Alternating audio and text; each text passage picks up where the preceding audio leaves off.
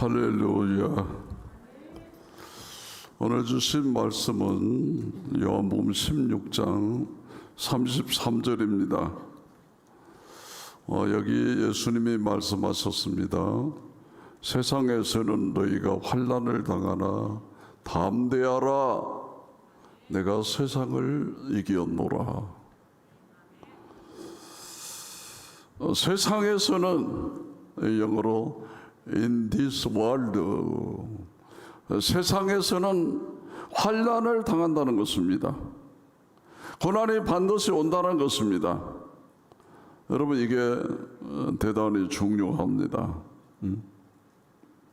그렇게 썩 듣기 좋은 말씀은 아닙니다. 제가 예전에 요한복음 11장을 설교할 때 주께서 사랑하시는 자도 병든다고 했습니다. 주께서 사랑하시는 자도 병들고 실패도 하고 사고가 나서 죽기도 합니다. 고난이 우리에게 비켜가지 않는다는 것입니다. 지난주에 이제 휴가철도 거의 마쳤으니까 우리 목사님 부부들 좀 모여서 같이 교제를 나누자 해서 갔습니다. 근데 오는 도중에 어떤 목사님 부부 차량이 교통사고가 나고 말았습니다. 사거리를 지나는데 LPG 차량이 와서 받아버리는데 속수무책이더라. 피할 수가 없더라. 목사님들이 모처럼 모이니까 사고 안 나야지 왜 사고가 났습니까? 날 수 있더라, 그 말입니다. 여러분, 지난주에 러시아 선교에 이제 이영래 장로님 사위가 있습니다. 그게 총책입니다. 부이사장이고. 그런데 코로나 바이러스로 병원에 입원했다 죽었습니다. 선교사가. 너무너무 안타까운 일입니다. 앞으로 러시아 선교를 이어받아야 할 중책을 맡은 사람도 코로나로 죽고 말았는데 어쩔 수가 없다는 것이죠. 여러분, 고난이 닥칠 때 우리가 어떻게 해야 하는가? 오늘 주님은 우리에게 이렇게 말씀하십니다. 담대하라. 이 말은 놀라지 말라는 것이죠. 고난이 온다고 너무 놀라지 말라는 것입니다. 이 타락한 세상에서 반드시 고난이 옵니다. 하나님께서 이 세상을 지으시고는 이 세상이 하나님 보시기에 좋았더라고 말씀하셨습니다. 그런데 지금 이 세상은 주님이 세상을 처음 창조하시고 보시기에 좋았던 그런 모습이 결코 아니라고 하는 것이죠. 아담과 하와의 타락 이후에 가시덤불과 엉겅퀴가 스스로 났다고 그랬습니다. 모든 것이 뒤틀리고 모든 것이 어그러지고 엉망이 되어버렸습니다. 우리 그리스도인들도 이 세상의 일부를 살아가고 있기 때문에 이런 고난이 면제되지 않았습니다. 우리 주님은 담대하라고 했지만 우리는 그렇게 반응하지 않습니다. 우리는 보통 고난이 닥칠 때 우리의 반응이 이렇습니다. 담대하지 않고 낙심합니다. 때로는 심하게 자책합니다. 왜 자책합니까? 우리도 모르는 사이에 우리에게 무슨 생각이 드냐면 인과응보사상. 내가 뭔가를 잘못했기 때문에 이런 일들이 닥쳤다고 자꾸 이런 생각을 하게 되는 것입니다. 혹시 내가 고통의 당사자가 아니면 내가 누군가 고통의 당사자를 향해서 당신이 무슨 죄를 지어서 그런 것이 아닌가 잘 보라고 합니다. 그 다음 제일 많이 하는 반응은 하나님을 향한 원망입니다. 여러분, 부탁드립니다.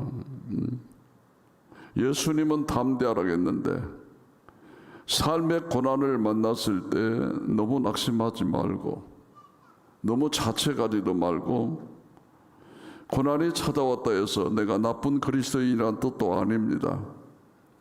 매일 받는 고난도 있습니다. 물론 내가 잘못해서 받는 고난도 분명히 있습니다. 이런 것들을 잘 분별해야 됩니다. 그리고 내가 잘못해서 당하는 고난이라면 하나님께 회개해야 되지만 애매히 받는 고난도 있을 수 있음을 인정하셔야 됩니다.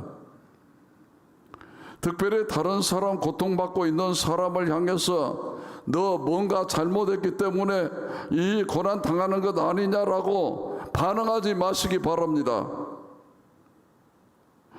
그 일을 한 사람이 성경에 나옵니다. 누굽니까? 욥의 친구들입니다. 욥의 친구들이 신실한 사람들이었습니다. 그리고 믿음에도 아무런 문제가 없었습니다. 그런데 그들이 한 가지 잘못된 게 있었습니다. 욥을 위로한답시고 와가지고 하는 얘기가 계속 뭐였습니까? 가만히 생각해봐라. 까닭 없이 고난당하는 사람이 어디 있느냐? 너 남 모르는 엄밀한 죄가 있는가 살펴봐라. 이것이 욥의 친구들이었습니다. 너 잘못한 게 있을 것 같으니 잘 생각해보고 빨리 회개하라는 것이죠. 그런데 중요한 것은 하나님이 뭐라고 말씀하시냐는 것이죠. 욥기서에 보면 내가 너와 내 두 친구에게 놓아노니 이는 너희가 나를 가리켜 말한 것이 내 종 욥 말같이 옳지 못함이니라 라는 것이죠. 여러분 잘 들으세요. 고난당하는 사람에게 찾아가서 당신이 암 걸린 것 보니 무슨 죄를 지은 것 아니냐? 함부로 말하지 마십시오. 진짜로 두 번 죽이는 일이죠. 고난 중에 있는 사람들을 향해서 함부로 그렇게 얘기하지 마십시오. 우리 주님도 아니라고 하셨습니다. 아니라고. 요한복음 9장에 보면 나면서부터 소경된 자를 보고 제자들이 그때 뭐라고 했는지 아십니까? 똑같은 인과응보. 주님, 이 사람이 소경된 것이 이 사람의 죄니까 날 때부터 소경됐는데 뭔 죄를 짓겠어요? 아니면 그 부모의 죄 때문입니까? 그러니까 제자들 생각에도 뭐가 있다고 말이죠. 뭔가 잘못했기 때문에 받는 형벌이라고 하는 것입니다. 그런데 예수님은 뭐라고 하셨습니까? 아니다. 이 사람의 죄도 아니고 그 사람 부모의 죄 때문도 아니라 이를 통하여 하나님의 일을 나타내고자 함이니라. 아멘. 그런데 우리는 왜 이 예수님을 안 남습니까? 예수님이 분명히 아니라고 하셨어요. 누가복음 13장에 가면은 신람 망대가 무너져서 14명이 갑자기 죽은 붕괴 사고가 나옵니다. 그때도 주님이 뭐라고 하셨습니까? 그들이 더 많은 죄를 지어서 죽었다고 생각하느냐? 너희들도 회개하지 않으면 이와같이 망하리라. 여러분, 고통당하는 사람 앞에서 쉽게 판단하거나 정지하지 않는 은혜가 있기를 바랍니다.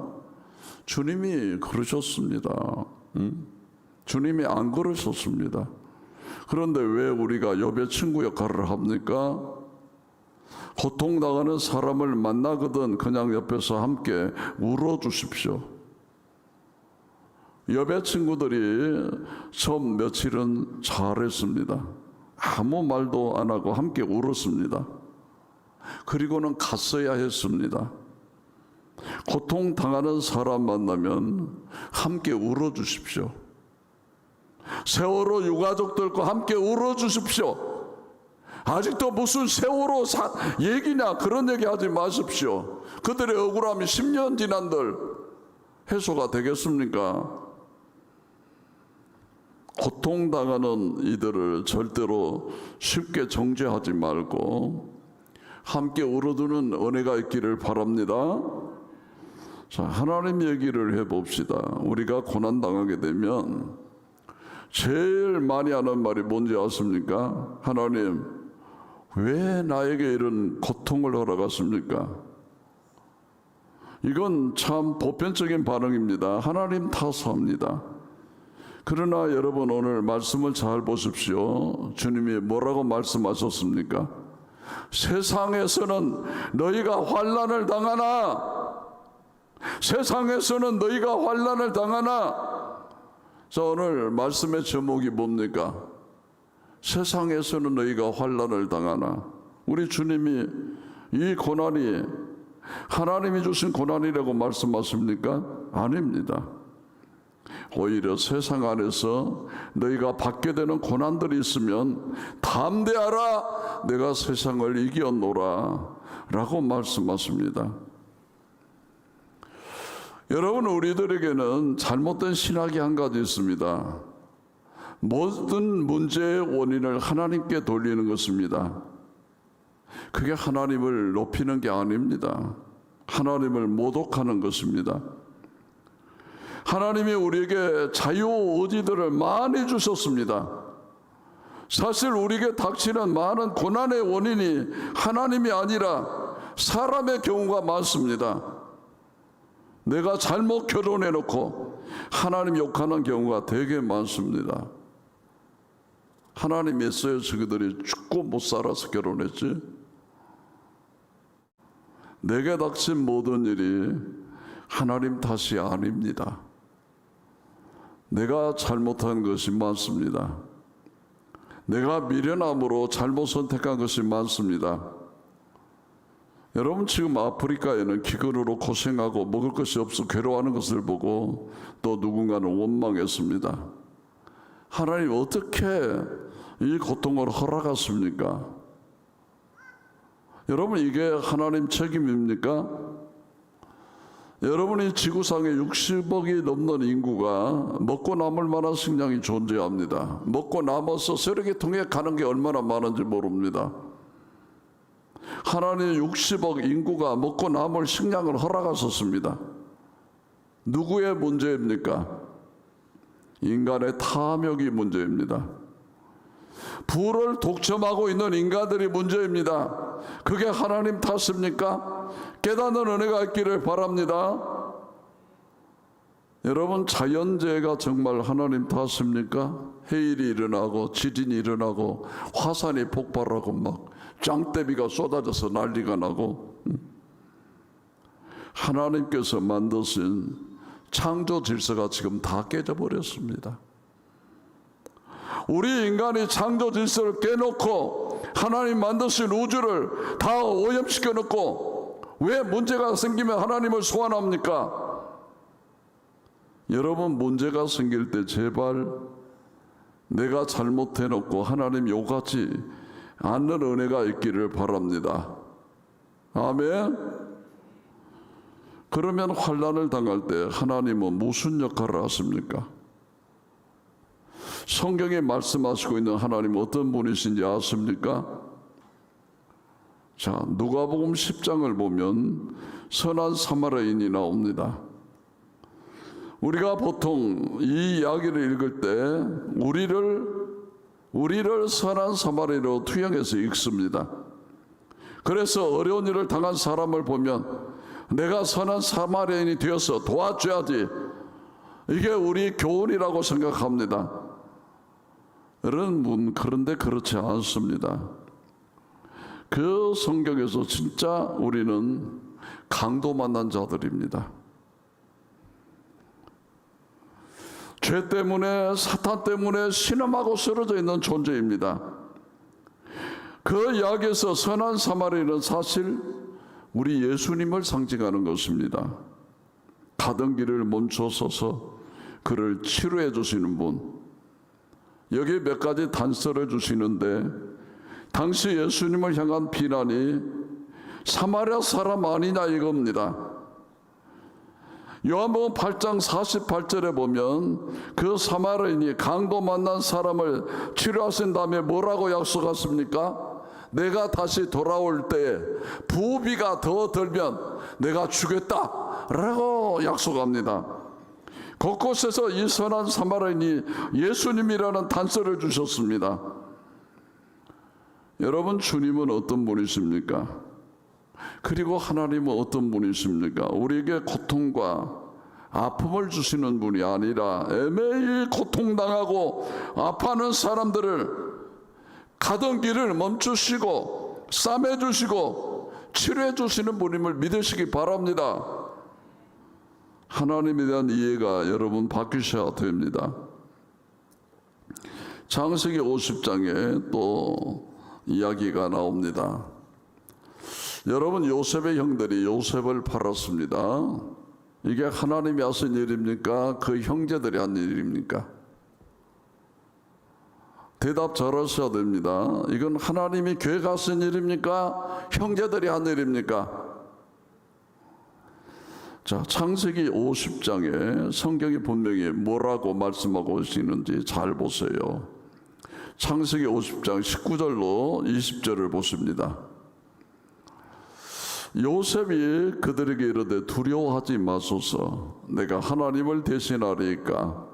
당신들은 나를 해하려 하였으나 누가 해하려 하였으나 형제들이 했어요. 하나님이 하신 것이 아니에요. 여기까지는 사람들이 한 것입니다. 당신들은 나를 팔았으나 그 다음 하나님의 역할이 무엇입니까? 하나님은 그것을 선으로 바꾸사 오늘과 같이 많은 백성의 생명을 구원하게 하시려 하셨나니 아멘. 똑바로 하십시오. 여러분, 이 세상에 벌어지는 모든 악한 일의 배후에 하나님이 계신 게 아니라는 것입니다. 하나님이 인간에게 자유의지를 주셨고 이 자유의지를 잘못 이용함으로 많은 악한 일들이 벌어집니다. 당신들이 나를 해하려 한 것입니다. 형들이 잘못한 것입니다. 그런데 하나님의 역할이 뭡니까? 악을 선으로 바꿔주시는 분이 하나님이심을 믿으시기 바랍니다. 우리가 하나님을 자꾸 오해합니다. 모든 일의 원인을 하나님에게만 돌린단 말입니다. 자, 로마서 8장 28절을 여러분 같이 보시겠습니다. 우리가 알거니와 하나님을 사랑하는 자 곧 그 뜻대로 부르심을 입은 자들에게는 모든 것이 합력하여 선을 이루느니라. 아멘. 하나님의 역할은 뭡니까? 우리들의 실수한 것, 우리들이 잘못한 것, 우리가 넘어진 것들을 합력하여 선으로 바꿔주시는 분이 하나님이십니다. 하나님을 오해하지 않기를 바랍니다. 절대로 내 삶을 잘못 살아놓고 미련함으로 내가 삶을 굽게 해놓고 하나님을 원망하지 마십시오. 그리고 하나님이 바꿔주시기를 기대하십시오. 그런데 여러분, 여전히 한 가지 찜찜한 것이 하나 남아 있습니다. 그게 뭡니까? 하나님, 내가 강도 만났을 때 나를 치료해 주신 건 참 좋으신데 나를 강도를 만나지 않게 하셨으면 얼마나 좋겠습니까? 이게 우리의 질문입니다. 그럼에도 불구하고 고통을 허락하신 이유는 무엇입니까? 하나님이 작정하시고 하나님이 허용하시는 이유에 대해서 몇 가지 나눠보겠습니다. 첫 번째로 우리 인간이 어떤 존재냐는 것이죠. 어떤 존재? 고난이 없으면 하나님을 안 찾는 존재랍니다. 고난이 없으면. 여러분, 고난이 닥칠 때 비로소 하나님 앞에 엎드리는 존재가 우리의 인간입니다. 솔직히 말합시다. 아무 문제가 없는데 하나님 찾으십니까? 우리에게 문제가 있을 때 문제 해결자, 절대자 하나님을 찾는 존재라 그 말입니다. 전에 우리나라 과학기술부 장관을 지내신 정근모 장로님이란 이름에 대해서 들어본 적이 있으신가요? 정근모 장로님. 그분의 별명이 평생 1등. 평생 1등. 학교 다닐 때 항상 1등. 서울대학교 수석 졸업. 서울대학교 수석 졸업, 합격, 졸업, 항상 1등. 그런데 그분이 말씀하시는데 내가 1등일 때는 하나님을 안 찾았답니다. 하나님을 찾는 이유가 뭐가 있습니까? 항상 1등인데. 그런데 어느 날 당신의 아들이 현대의학으로는 고칠 수 없는 불치병에 걸려버린 것입니다. 평생 1등이었는데 이 문제 앞에서는 이 문제를 해결 못하는 것입니다. 그가 그때 절대적 하나님을 찾습니다. 이게 인간입니다. 그가 언제 하나님 앞에 무릎을 꿇습니까? 문제가 생길 때 하나님 앞에 무릎을 꿇습니다. 여러분, 사무엘의 어머니 한나를 아시죠? 기도하는 여인입니다. 왜 기도했습니까? 문제가 있어서 기도한 것입니다. 남들은 다 자식이 있는데 나는 자식이 없습니다.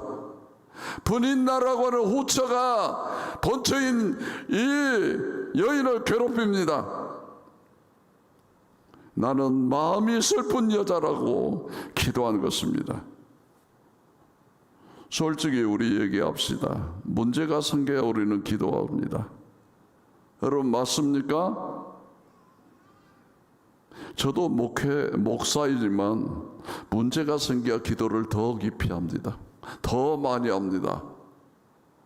제가 기도를 많이 하면 지금 우리 목사님이 뭐 문제가 있구나 그렇게 보시면 틀림없습니다. 잠을 못 자니까 기도해야 되는 것입니다. 이게 인간입니다. 문제가 있어야 하나님을 찾게 되어 있습니다. 여러분 이런 말 들어보셨습니까? 고난은 잠자는 사람을 깨우는 확성기라고. 고난은 잠자는 사람도 깨우는 확성기라고. 고난이 있어야 무엇인가를 깨닫고 하나님을 찾는다고요. 그래서 하나님이 고난을 허락하십니다. 또 하나 고통이라는 제목의 책이 있습니다. 홀 브랜드라는 의사가 쓴 책입니다. 이분이 한 번은 한센병 즉 나병자촌을 들렸다가 너무너무 마음이 아파서 무려 20년을 그 환자들을 위해서 환자들을 치료하면서 섬기게 되었습니다. 여러분 나병이 어떤 병인지 아십니까?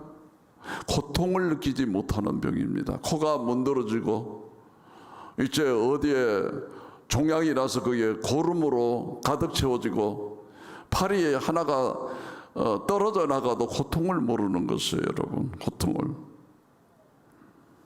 그런데 어느 날 이분이 나병 환자들을 돌보다가 저녁에 집에 들어와서 양말을 벗는데 발바닥에 전혀 반응이 없는 것이에요. 깜짝 놀란 거예요.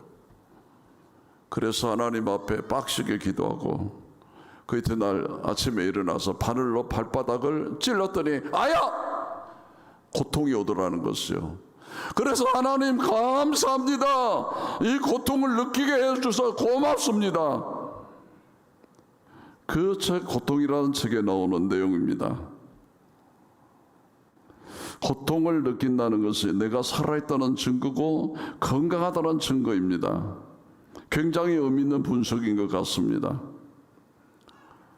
여러분이 타락한 세상에 이 뒤틀려진 세상에 엄연히 고통이 존재하는데 나 혼자만 그거 느끼지 않고 사는 것이 정말 축복입니까?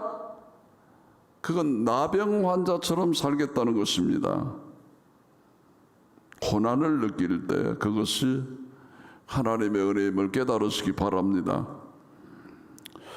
또 성경이 말하는 고난에 아주 독특한 유익이 몇 가지 있습니다. 고난당한 것이 내가 유익이라고 하는 고백들을 들어볼 수 있죠. 예를 들어 요셉의 고난, 아까 잠깐 말씀드렸습니다만 형제들이 잘못한 겁니다. 그런데 요셉의 고난에 대하여 성경이 스스로 해석을 합니다. 시편 105편에 요셉의 고난에 대한 성경기다 해석이 성령의 감동으로 기록됐는데 시편 105편 18절로 19절을 한번 보십니다. 그의 발은 착고를 차고 그의 몸은 쇠사슬에 매였으니, 자, 요셉이 감옥에 갇힌 것입니다. 곧 여호와의 말씀이 응할 때까지라. 그의 말씀이 그를 단련하였도다. 성경에 나타난 아주 독특한 고난관. 요셉이 형제들을 통해 고난 받기는 했는데 하나님은 악을 선으로 바꾸시는데 어떻게 바꾸시느냐고요? 고난 가운데 요셉을 단련시키셨답니다. 단련. 요셉을 더 나은 존재로 만드셨대요. 요셉은 진짜 더 나은 존재가 될 필요가 있었습니다. 요셉이라는 존재가 사실 앞으로 총리가 되어야 되기요. 총리가 되기에는 인격적으로 상당히 험결을 가지고 있습니다. 왜? 입만 열면 지자랑하는 거예요. 입만 열면 나무 흉을 보는 거예요. 그게 문제입니다, 여러분. 다른 사람의 마음을 조금도 헤아리지 않습니다. 요새 말로 이키가 항상 부족한 사람입니다. 아버지의 형제가 12인데 나만 채색 옷을 사줬어요. 이키가 높은 사람이 그 옷 입을까요? 안 입을까요? 안 입어야 되죠. 그런데 맨날 이 옷만 입습니다. 형제들을 향한 배려가 전혀 없습니다. 요셉이 어느 날 좋은 꿈을 하나 꿉니다. 꿈속에 11개의 별이 자기 별을 향하여 절을 하는 것이요. 어린 5살짜리라도 이거 금방 해석이 됩니다. 11형제가 당신에게 절을 했다고? 그럴 수 있는 것이죠. 그런데 그는 그 형들에게 얘기합니다. 형님들, 내 말 좀 들어보세요. 내가 무슨 꿈 꿨는지 아세요? 12개의 별들 중에 11개 별이 내 별을 향해 절했어요. 그 형제들 얼굴이 어땠을까? 일그러졌겠죠. 그가 눈치가 조금만 있었어도 조심했을 것입니다. 다음날 또 꿈을 꾸는데 이번에는 해와 달과 11별이 자기 별을 향해서 절을 한다는 것이요. 삼척 동자라도 지금 아버지 어머니가 11형제가 절했네 이렇게 할 거라고 말입니다. 그런데 이 사람은 형님들, 어제는 내가 또 무슨 꿈 꾼지 아세요? 해와 달과 11별이 제게 절했어요. 그랬던 사람이 총리가 돼보세요. 그런 비인격의 사람이 총리가 돼보시죠. 나라 엉망 만들겠죠. 하나님이 그 가벼운 인간을 감옥에서 무거운 존재로 바꾸십니다. 입만 열면 자기 자랑하는 그 사람을 진중한 사람으로 바꾸십니다.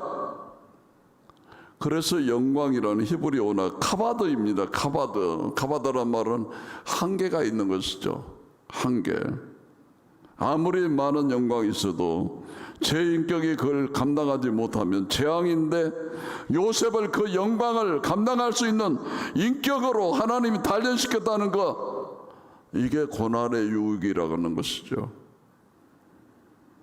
이사야 38장 17절에도 이런 말씀이 있습니다. 보옵소서, 내게 큰 고통을 더하신 것은 내게 평안을 주려 하심이라 라고 했습니다.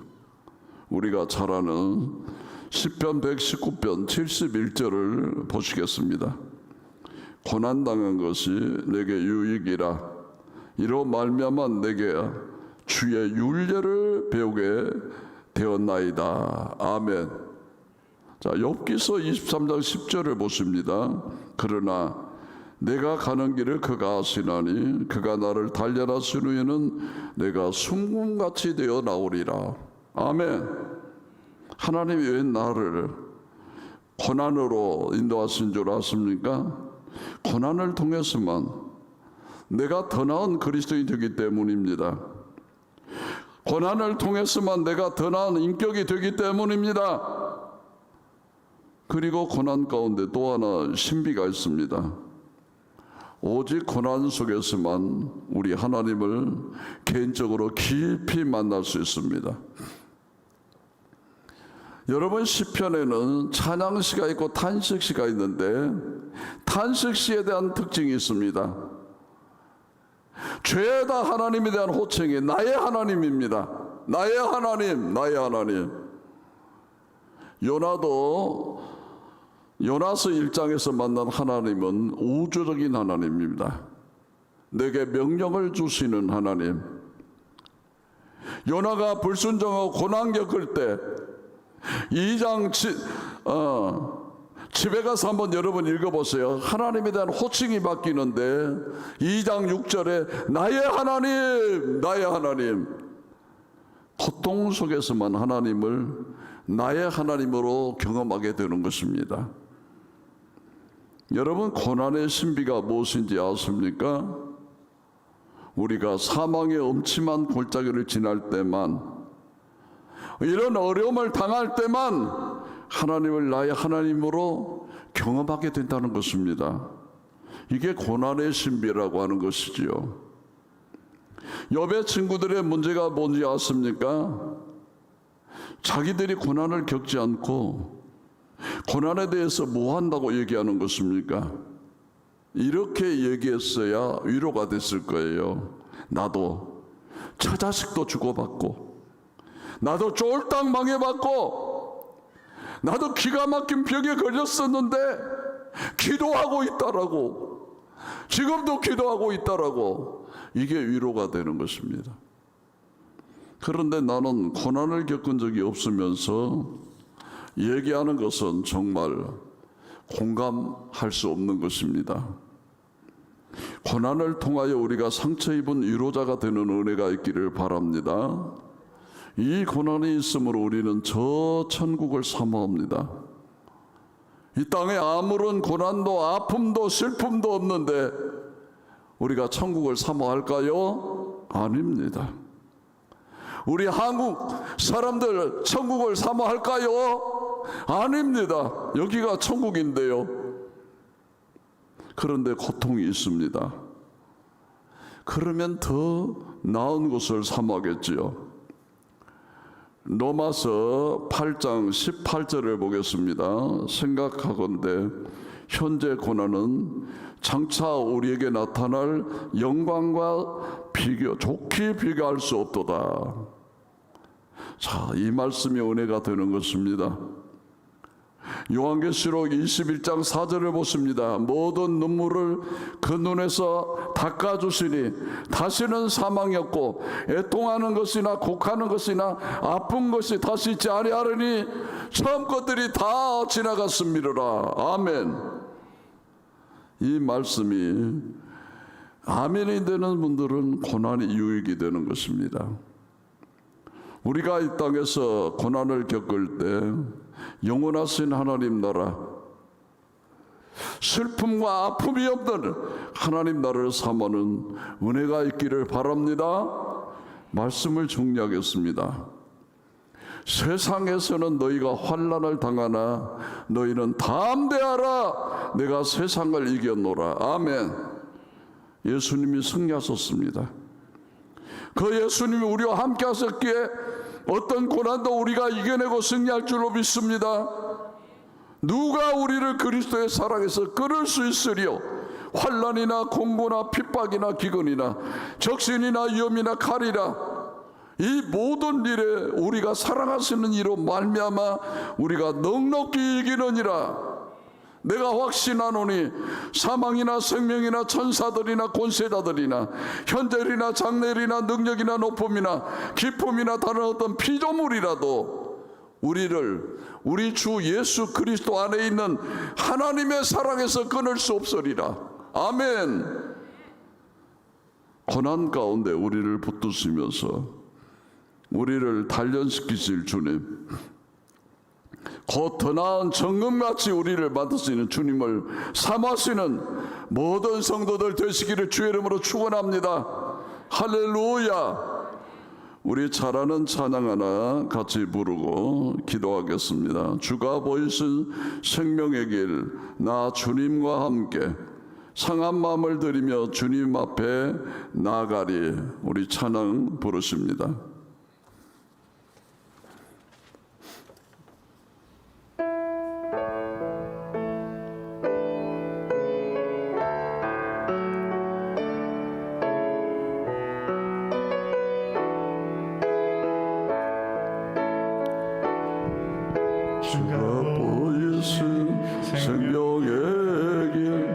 나 주님과 함께 상한 마음을 드리며 주님 앞에 나아가리.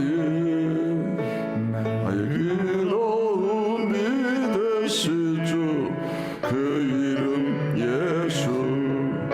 나의 길이 되시는 이름 예수.